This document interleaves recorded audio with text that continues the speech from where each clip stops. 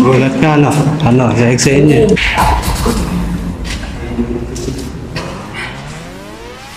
Dan dati ako. Babalik ako ya. Oo, may ahas yan. Oo. Ano? Ako.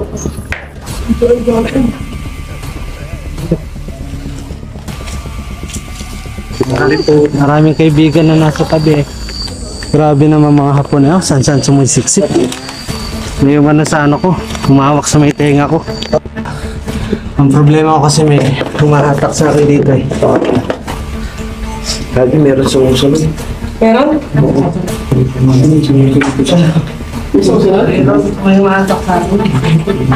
May humawak sa ulo ko, saka may humahatak sa akin sa pagpasok ko. Hindi siya tumitigil. Saan ako lumukat dito sa area na to. Positive na base doon sa history na may mga pasado. Ano? Yung tayo pala yung picture eh. Yung bed po? Dito po ba yung bed? Yung mga bed.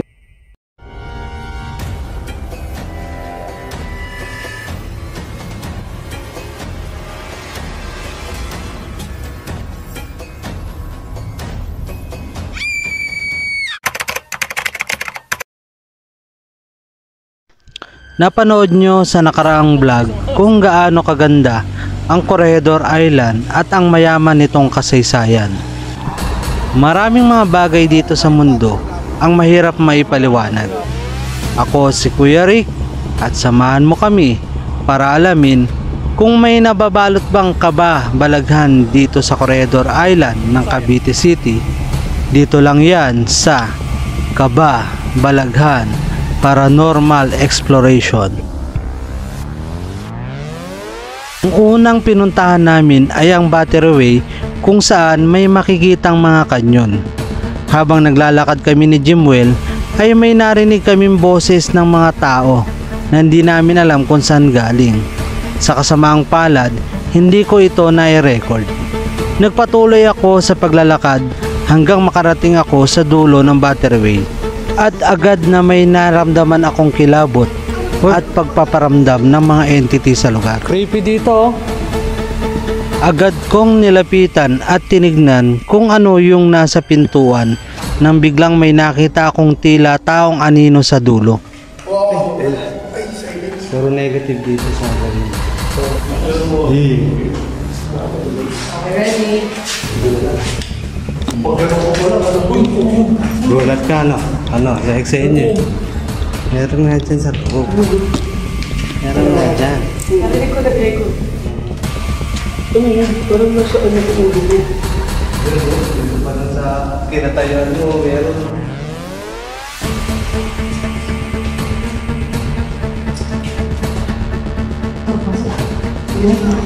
Ayaw mo yan. Ayoko na lang, ayoko na. May naramdaman din si Asian Cutie at Aga nung tumayo sila sa may pintuan kung saan ako ay may na-detect na entity. Agad naman akong pumasok sa loob para alamin kung may mga bakas ba ng mga entity sa loob. At ito ang aking natuklasan na halos buong lugar ay puno ng mga bakas ng entity. Kaya gano'n na lang kalakas ang mga paramdam dito. Nagpatuloy kami sa pag-e-explore sa lugar para malaman kung ano pa ang aming mga matutuklasan.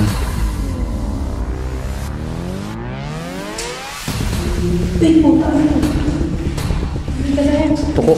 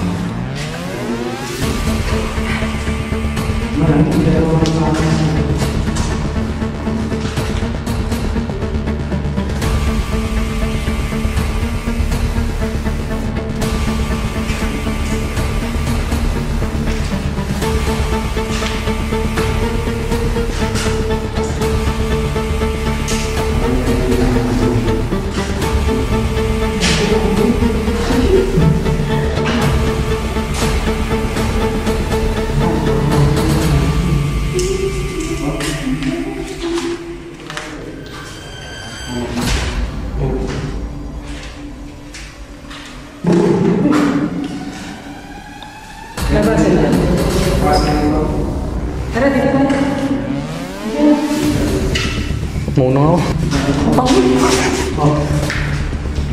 Chair, mana wala?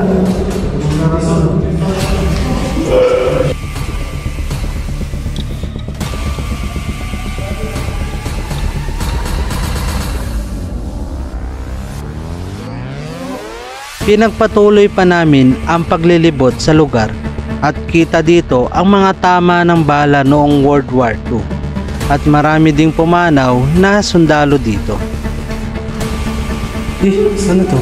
Pulungan? Marami man akong naramdaman sa Butterway, indikasyon lang yun na nandoon pa rin ang mga sundalong lumaban para sa ating kalayaan. Papunta na kami sa susunod na destinasyon, ang Battery Grabs. Ano kaya ang naghihintay sa amin doon?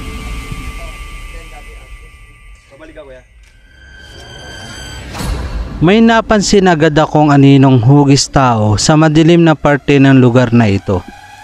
Naglibot-libot muna kami sa Battery Grabs upang makita ang kagandahan ng lugar at kung may magpaparamdam kaya sa amin dito.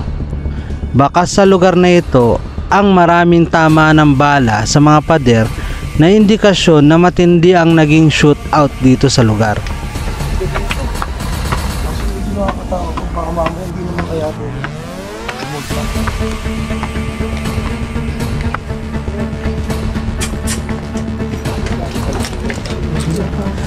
May daan? Oo. Sobrang dilim nito sa kwarto na. Baka mamaya may ahas yan. Oo. May papasukin kaming lugar dito. Nag-ingat kami dahil baka may naniniraang ahas sa loob.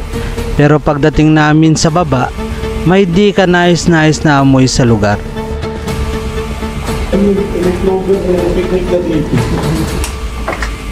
Baho ano? Baho. Baho pa. Maraming ibon sa loob na aming pinuntahan. Kaya agad na lang kami umalis sa lugar na iyon. So, dito na tayo dumaan dito sa ilaw. Dito na tayo sa... Dito ang gagawin. Umalis kami sa Battery Grabs at wala naman gaanong nagparamdam sa lugar. Kaya tutungo na kami sa isang lugar dito sa Corregidor Island kung saan may overlooking na napakaganda at natatanaw na ang Bataan. Pagkatapos naman namin sa overlooking ay nagtungo na kami sa Battery Giri kung saan ito ay isa sa pinakamalakas na mga kanyon ng isla. Bukod doon, marami din pumanaw sa lugar na ito lalo't nung pinasabugan ng mga Hapon ang lugar na ito. Marami ding mga bala ng kanyon ang hindi pa nagagamit o sumasabog. Kaya konting galaw lamang ay siguradong sasabog ang lugar. Baka sa lugar ang pagkawasak na hatid ng digmaang naganap dito sa Corregidor Island. Ang sumunod naming pinuntahan ay ang Japanese Tunnel, kung saan nagtago ang mga Hapon ng 10 buwan sa loob bago sumuko. Nagsagawa muna ako ng protection ritual para ligtas ang mga kasama ko sa posibleng entity attack dahil unang-una maraming namatay sa lugar at magubat pa. Bukod sa mga kaluluwang di matahimik ay meron pang mga engkanto sa paligid. Bilang isang paranormal investigator, isa sa gawain kong protektahan sila sa tulong ng Ama. Nagpatuloy na kami sa paglalakad sa madilim na lugar at magubat pa para mapuntahan ang Japanese Tunnel. Maraming kaibigan na nasa tabi. Tabi po. Ikiraan lang kami mga kaibigan. Wala po kaming balak na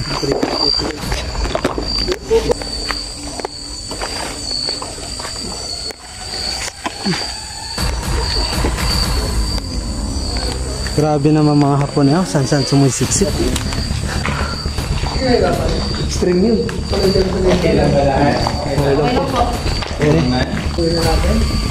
Dapat umaga natin ginagawa ito guys. Kung pupunta kayo dito, i-advise mo lang puntahan siya ng gabi. Okay sa umaga para ma-appreciate yun. Yung ano sa likod ko. Ha? Ito! Kinikilig ako. Parang may gumano sa akin sa labas kanina. Parang gumano. Oo. Parang nawala na akong pandinig. Parang tinakpan tayo ako kanina. Nakarating na kami sa Japanese tunnel.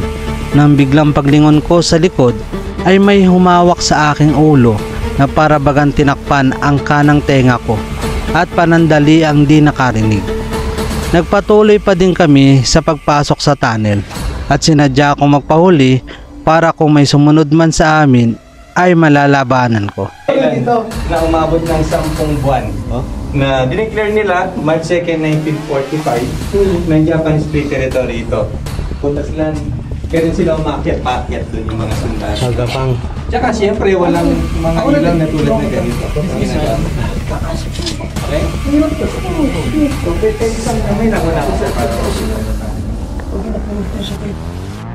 Hindi nga ako nagkamali sa aking naramdaman dahil may sumusunod nga sa aming likuran.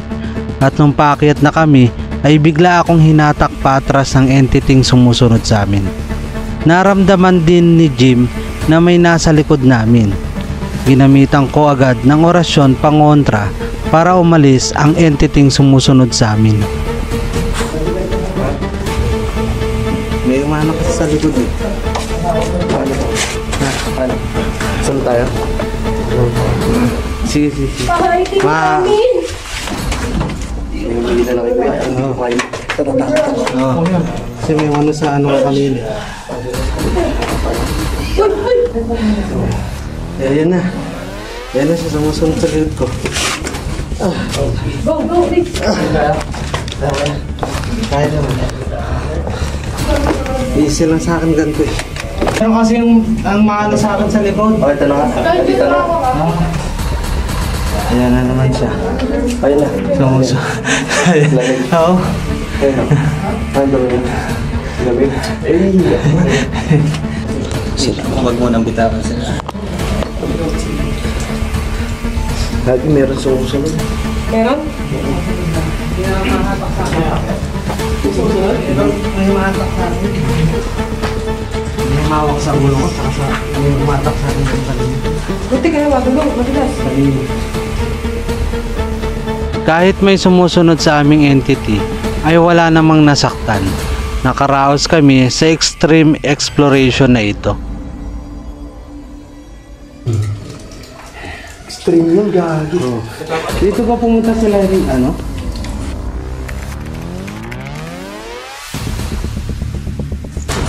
So first of all guys, naglagay na kami ng mga safety hat kasi may dadaanan tayong mas malalim na cave mamaya. So for safety, yan, para dito mamahuli na. Sorry, maraming bubulin dito guys. Okay na lang kami.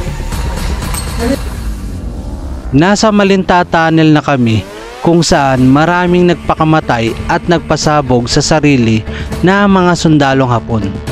Unang pasok ko pa lang dito sa tunnel ay naramdaman ko na agad ang napakaraming presensya ng entity sa lugar. Walang tigil sa pag-ekis ng aking divining rod sa loob ng tunnel na indikasyon nga na puno ng entity sa loob. Butas parang mini tunnel sa loob, sa tulad dito. Ay silik naman kami ganito. May mga mini tunnel sa loob. Yun, so akala inside the tunnel. Ang purpose ko ito. Wala na tayo. Napaganda dito na lang sir sa second na tayo. May mga naramdaman ako sa loob ng tunnel ng mga entity at parang mga shadow figure ang mga naglalakad sa dulo ng bawat tunnel sa loob. Hindi na ako nagtaka dahil maraming namatay dito sa lugar. Pero sa dulo, meron pa rin sana na nakapaalak. Okay. So may tunnel pa dito sa loob. Nasara lang. Okay guys, so sa mga tunnels na to, may mini tunnels nga kanina, di ba ka nakita? Kumbaga lateral tunnel siya. Explain ko lang kasi binilip ako kay hindi ako dito sa this tunnel. Explain ko lang, this tunnel is 800 plus feet long na horizontal. Pero yung mga lateral niya is meron pa siya mas mahabang tunnel. Pero nakasara lang siya. pinasok namin ang isang tunnel sa loob kung saan pinakita sa amin ng tour guide yung original na pagkakasunog sa loob after matalo at magpasabog ng sarili ang mga Hapon. Dito mo guys yung rocks na dito. Yung mga rocks na dito guys. Parang siyang ano eh. Sira-sira na. Ito buo pa. Kasi ito sira-sira na. Siguro ano siya, reasons ng mga bombings na nangyari dito sa loob ng tunnel. Kasi nga di ba may mga Japanese soldiers na nagkuha ng sarili nilang life. So baka dito may nag-ano dito. Harakiri dito pala nila. Tama ba sir? Sir, ano nabibigyan mo sir? Kanina pa po itong divine guard ko is kanina pa may nag-delete wala pa sa pagpasok mo. Hindi siya tumitigil. Kahit saan ako lumugat dito sa area na to. Positive nga, base dun sa history ng mga pasado. Positive po na meron po talagang mga nagkaroon na entity dito sa loob. At hanggang ngayon nandito pa rin. Yes, yung mga bakas nila nandito pa rin. So, exploring pa lang naman tayo. Siguro pinakabalik, pinakabalik sa bomb, pero ay dito sa taas. Gasoline tank. Tignan mo yung cost ng pagsabog dyan, sir. Yung impact. Pagsabog ng gasoline tank. This is the gasoline tank, guys. Pero dyan po talaga siya. May mga stations yung lateral tunnels nila. Lateral tunnel 1, 2, 3, 4, and overall meron siyang 24 lateral tunnels. Sa tunnel na ito ay marami ding Pilipinong nadaganan ng gumuho ang parte ng tunnel na ito. Bukod doon ay hanggang ngayon ay hindi pa din ginagalaw at hanggang ngayon ay nandyan pa din ang mga katawan ng Pilipinong natabunan ng guho. Nagpanalo, nag-take back ng ating kalayaan mula sa Japanese. Tourist viewing, di ba? At saka para malaman natin history, so check natin ito. So may mga Filipino din dito guys. These are Filipino soldiers na actually na this tunnel, kaya sila naglalagay ng mga ganyan is it represents a story. Nag-umpisa lang tayo sa dulo, which is nanalo na yung Japanese ng time na yun. But these are Filipinos, days before sumuko sila sa mga Hapon. Dito guys, umalis si MacArthur. It's one significant blow sa atin, of course, sa General West MacArthur. That doon tayo simulang natatalo. Pero kumusta? Yung sa maraming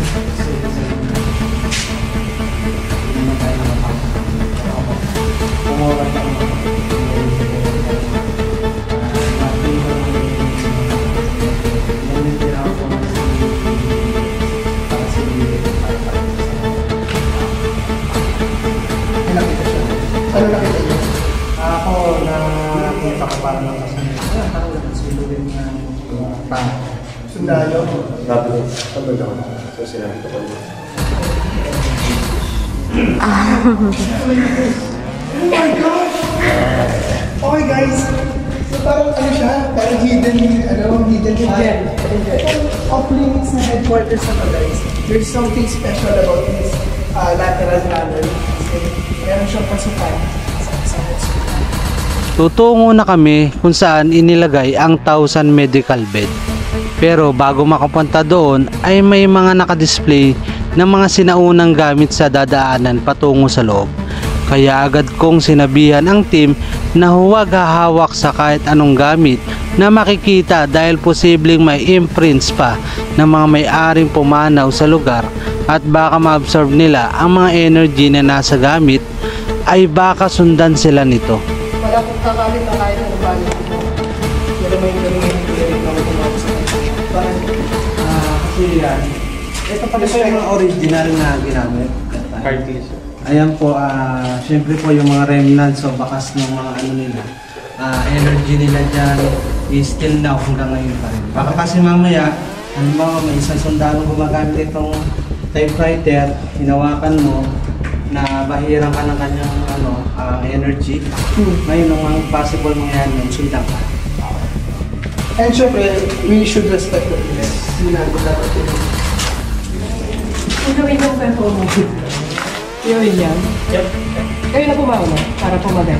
Ano? As much as possible, hindi kasi natin pwede pakita. Ay, ang lako na.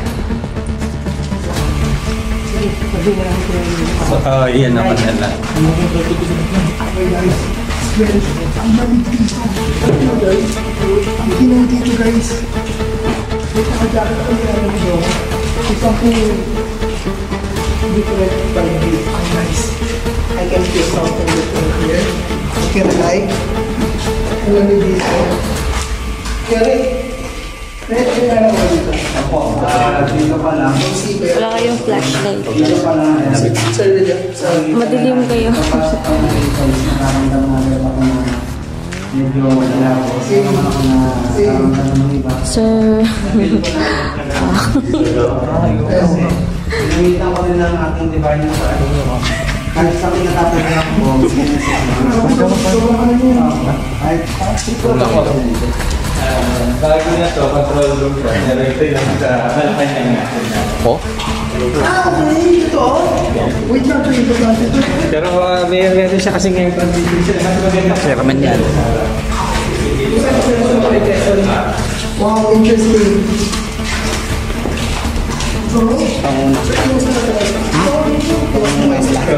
Wait po kasi siya eh.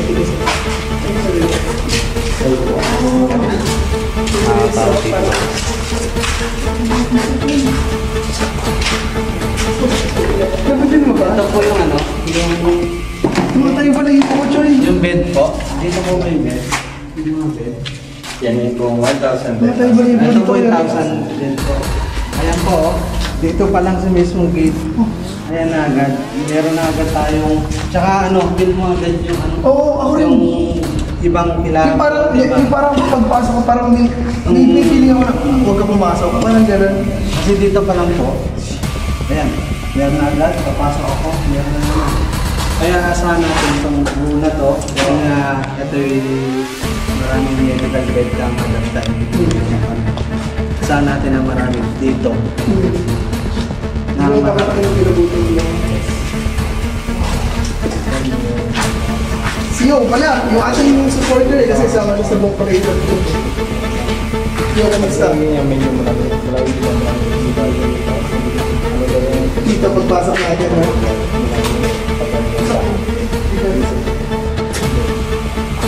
Pagpasok pa lang namin kung saan nakalagay dati ang mga 1,000 beds, may naramdaman na agad ako na presensya ng mga entity.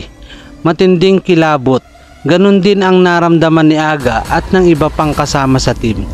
Para bagang ayaw kami papuntahin ng mga entity sa lugar nila.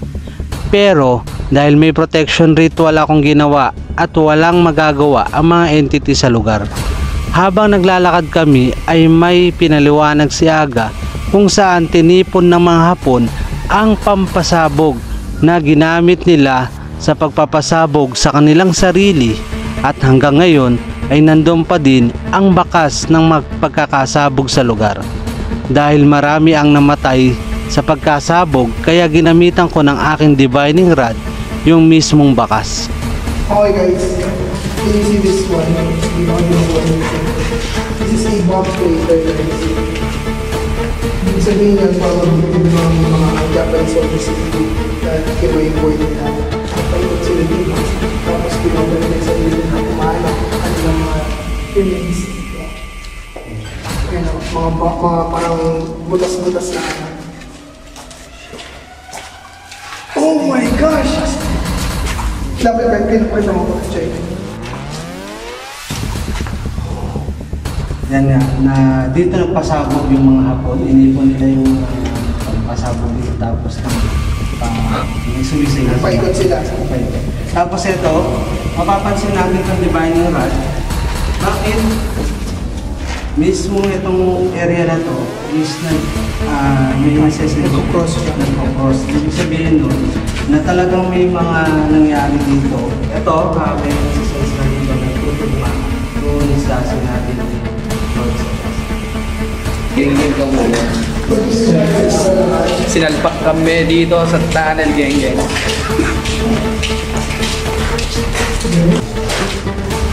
Oh my God!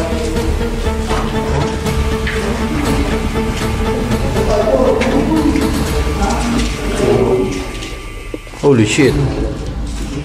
Positive. Diyan ko lahat nung may bakas nung mga pinagsabugan is lahat yan is not cockroach yung ano yung bayan na indication na talaga na may namatay doon or may entity yung possible na papakita dyan. Lahat guys ng places na dito sa nilalakarin is puro signs ng afterbombing. Signs ng after na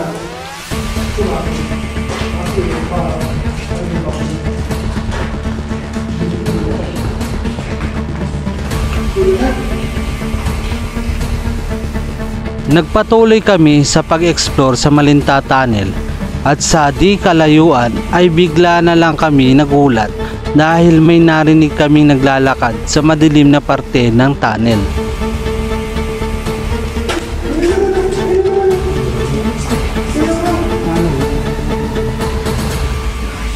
guys, yung may kakadaanan namin yung dalawa ko narinig na apak na naman.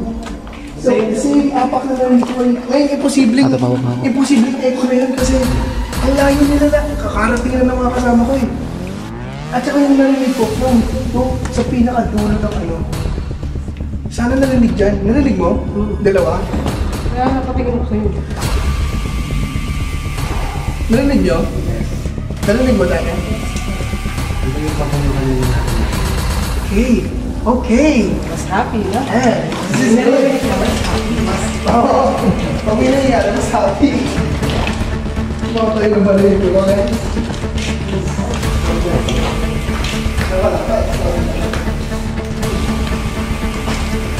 Ito nga, pasok namin sa tunnel ngayon.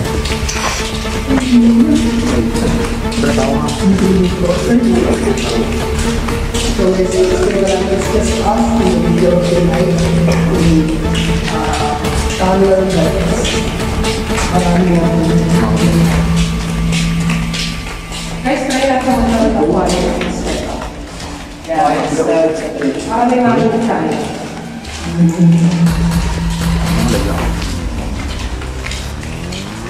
Ito mo? Okay lang. Kita ko. Ganyan. Tingnan mo. Tingnan mo.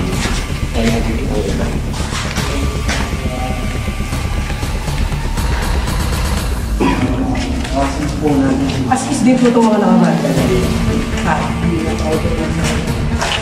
Sabi sir. Maganda rin dito. Okay guys, huwag mo na. So guys, ngayon, nasa may kalagitnaan na tayo. And a few seconds ago, mayroon kaming footsteps na tatlo. Huminto muna kami sa paglalakad dahil nag-usap-usap muna kami. Nang biglang may footsteps na naman kaming naririnig. Dumadalas na ang pagpaparamdam sa amin habang lumalalim ang gabi. Before nila... Ayun, narinig niyo? Ayan. Footsteps na naman. Yes. Ayan na, same. Nagpilo ka na. Narinig ko rin. Pakikatiga mo na kayo. What if dito kaya natin? Meron! Narinig niyo ba?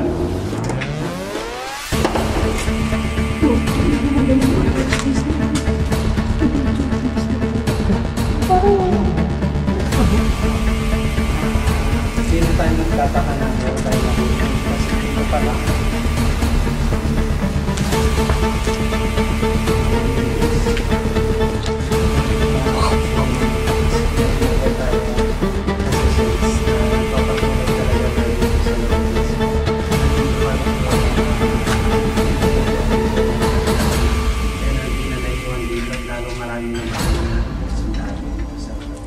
Speaking of... Bakit nakakamiss mo dito?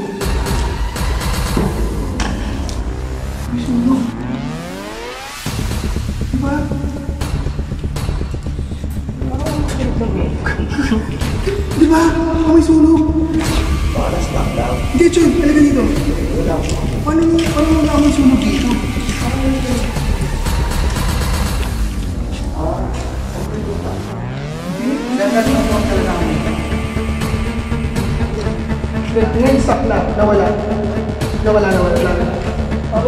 Wala na ngayon. Alam ko yung sinasabi mo yung parang abo-abo. Kahit sinabi mo sunog. Guys, nagkaroon ng 10 seconds na lang mo sunog. Promise. Siguro kami tatlo lang dito, Eric, tsaka ni Clark, yung nakaamoy.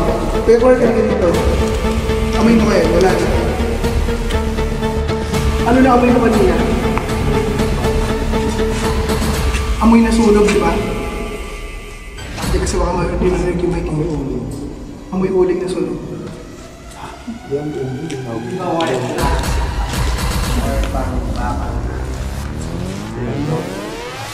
Tingnan mo na eh. Iba yung kanina. Iba yung kanina, promise. Wala na. Sure will off cam ko. May bigla kaming naamoy nila Aga na para bagang amoy ng isang sunog na bagay at pagkatapos ng 10 segundo ay bigla namang nawala. Ibig sabihin nun ay may nagpaparamdam sa amin na posibleng isa sa mga nasunog sa loob ng tunnel. Talagang hindi makapaniwala si Aga sa nangyari na yun.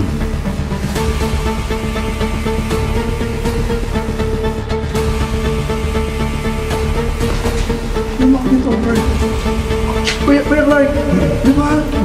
Sobrang weird. Ang sunog.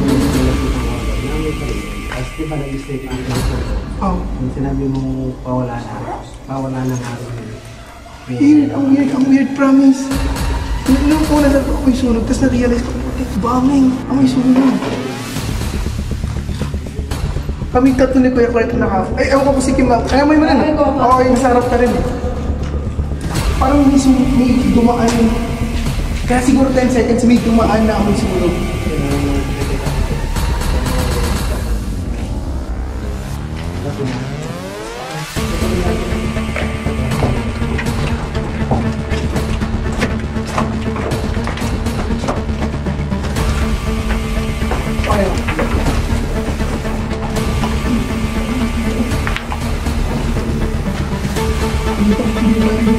Sabi ng diretso lang. What is this?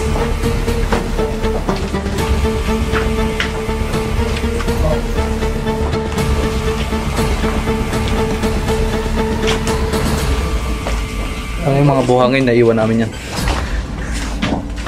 Okay na. Bakit?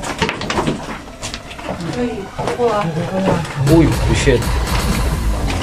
Yuko. Malalim dito ah. Tayo, ako nagkaroon na.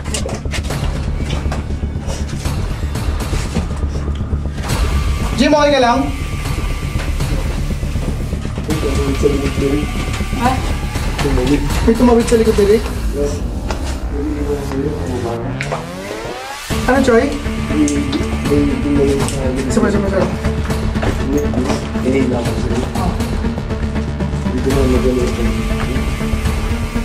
Ang pangalawang tunnel ba yun? Pagkababa doon sa dulo? Ito lang. Diyan ako may narinig na parang footsteps eh. Nakuha na ni Tim yun. Kaso nung narinig ko medyo malayo.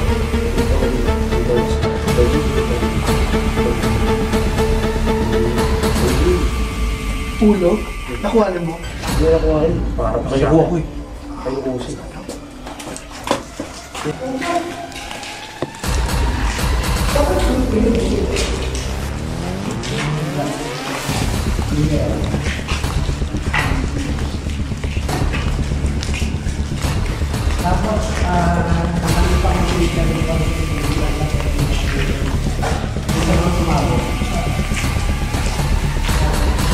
Huli na yun? Huli na yun? Oo.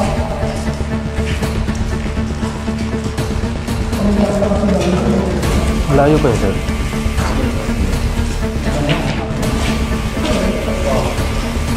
Dapat na. Parang pa.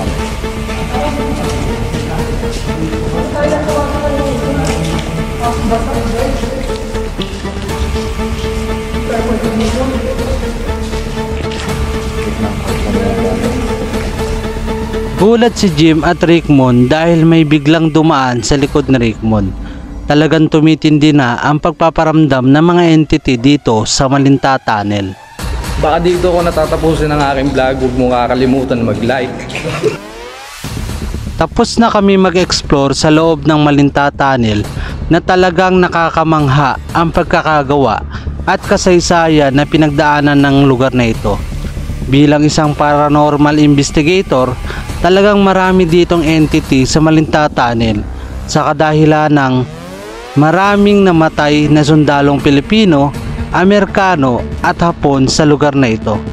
Pero kahit ganun man ang naging kasaysayan ng Corregidor Island, ay malaki ang naging papel nito kung bakit natin ngayon tinatamasa ang kalayaan. Nagsagawa na ng paranormal investigation sila Aga sa Malinta Tunnel, habang ako naman ay nakasupervise sa kanilang ginagawa upang di sila maatake ng mga entity, lalo't hindi ako gumawa ng opening ritual bago kami pumasok dito. Mapapanood ang exploration at paranormal investigation ni Aga sa kanyang vlog. Ang link ay nasa description. Lagi nating tatandaan na hindi lang tayo ang nandirito sa mundong ibabaw. Kaya maraming nilalang ang pinagmumulan ng misteryo at kababalaghan.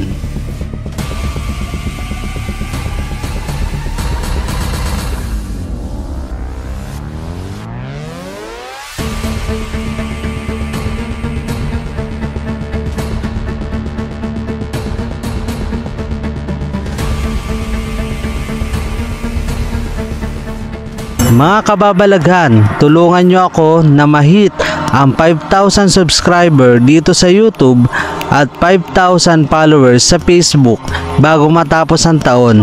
And please support our vlog para mas marami pa kaming mapuntahang lugar na puno ng misteryo at kababalaghan tulad dito. Iniimbitahan ko po ang mga gustong makipag-collab sa amin. Just PM us on our Facebook page or comment down below. Sa lahat ng di pa nakakapag-subscribe, mag-subscribe na and hit the notification bell para lagi kayong updated sa mga videos na i-upload namin tulad dito. Peace! Wait, there's more! Hello mga kababalaghan, ito nga pala galing kami ng Corregidor Island dito sa Cavite. At ito yung kasama namin, si SK Clark, ayan. Si Consi, yan. Okay, at si Idol Beans, yan. Si Lodi Beans, yan. At si G. Sila po yung kasama namin dito sa Cavite. Sila yung umasikaso o yung nag-assist sa amin dito. Kaya nagpapasalamat ako dahil nandiyan kayo, laking tulong nyo sa aming ginawa, sa aming exploration. Kaya sa lahat ng baka may shoutout po kayo. Chairman. Sige, Chairman. Nahiya na si Chairman. Okay. Mga kababalaghan, sa susunod po ulit na ating kababalaghan episode, kaya abangan nyo po yung ating mga pangmalakasang katatakutan na naman dyan. Kaya sa lahat na hindi pa nakakapag-subscribe, mag-subscribe na and hit the notification bell para lagi kayong updated sa mga videos na i-upload ni Kuya Rick. Sa lahat ng gustong ma-shoutout dyan mga kababalaghan, just comment down below and then ma-shoutout ko na kayo sa aking susunod na vlog.